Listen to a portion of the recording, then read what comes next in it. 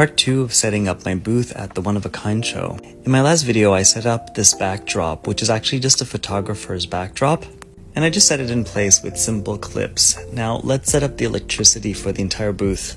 You're gonna need a lot of zip ties, y'all. So I hooked up all the cables to the top of my booth for lighting, and they're all nice and snug going all around the booth so they're not in my way. Now let's add the extra drapings on the side. As a support, I use Painter's extendable rods, which you could find at Home Depot, and I secure them in place with these S-shaped hooks. Once they are in place, I make sure to tie wrap these nice and snug to the top of the booth. Look how good it looks. I'll be cutting the tie wraps that are sticking out afterwards. Alright, so this is coming together. Definitely you can see the vibe at this point. A nice and moody dark academia vibe, just as I like it. Now it's time to put the light fixtures up. I'm going to secure them on the second crossbar right here. I forgot to mention, for safety and insurance purposes, make sure that all of your drapings are treated with FireGuard.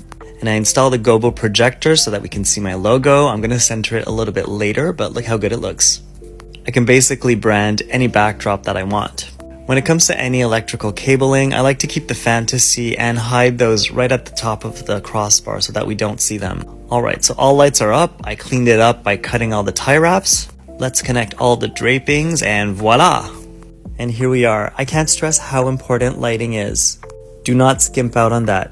So I won't lie, I'm a little bit picky.